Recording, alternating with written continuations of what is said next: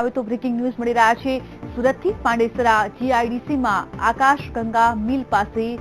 Cylinder blast થયો છે તેવા સમાચાર આપને જણાવી દઈશું દુકાનમાં આ સિલિન્ડર હતો તે બ્લાસ્ટ થઈ ગયું છે તે બ્લાસ્ટ થતાની સાથે જ અફરાતફરીનો માહોલ પણ સર્જાઈ ગયો એક સાથે 5 સિલિન્ડરમાં બ્લાસ્ટ થતા અફરાતફરીનો માહોલ સર્જાઈ ગયો છે ઘટનામાં કોઈ જાનહાનિના સમાચાર નથી તો સુરતના પાંડેસરા વિસ્તારનો બનાવ છે આપને જણાવી દઈશું કે જીઆઈડીસીમાં આકાશ ગંગા મિલ પાસે સિલિન્ડર છે તેમાં બ્લાસ્ટ થયો છે જે દુકાનમાં સિલિન્ડર હતો તેમાં બ્લાસ્ટ થયો છે જો કે સારા સમાચાર એ કહી શકાય કે કોઈ જાનહાનિના સમાચાર પ્રાપ્ત નથી એક સાથે 5 સિલિન્ડરમાં બ્લાસ્ટ થયો છે તો આપને જણાવી દઈશું સુરતના પાંડેસરા વિસ્તારનો બનાવ છે જ્યાં એક સાથે 5 સિલિન્ડરમાં બ્લાસ્ટ થતા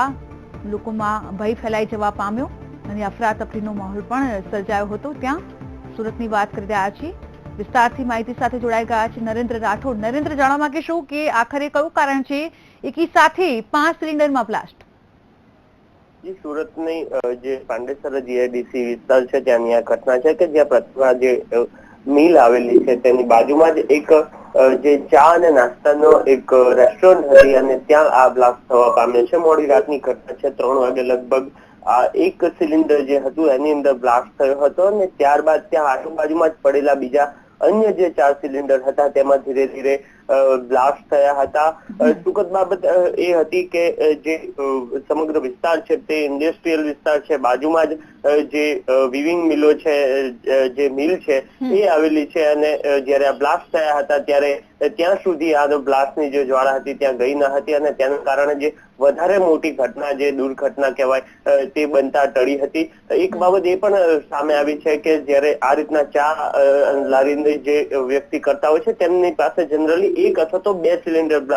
હોય છે પરંતુ આ જે વ્યક્તિ હતા એમની પાસે 5 સિલિન્ડર ક્યાંથી આવ્યા એ તમામ સહિતની જે બાબતો છે તે આરોગ્ય વિભાગ અને જે લાગતા વિભાગો છે તે હવે આગામી સમયમાં એ સમગ્ર બાબતની તપાસ હાથ ધરશે. જી નરેન્દ્ર એ જાણવાનો પ્રયાસ કરીશું કે કોઈ પ્રત્યક્ષદર્શી સાથે આપની કોઈ વાતચીત થઈ છે કે આખરે આ જે બ્લાસ્ટ છે તે કેવી રીતે થયો?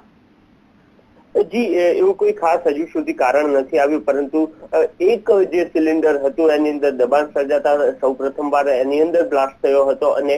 ત્યારબાદ એક બાદ એક કરીને જે 5 જે સિલિન્ડર પડ્યા હતા તે તમામ 5માં બ્લાસ્ટ થયો હતો અને લગભગ 3:30 વાગ્યાની આ ઘટના હતી અને જે છેલ્લો બ્લાસ્ટ થયો હતો એ લગભગ 4:30-5 વાગ્યા સુધી એટલે 1.5 થી 2 કલાક સમયગાળામાં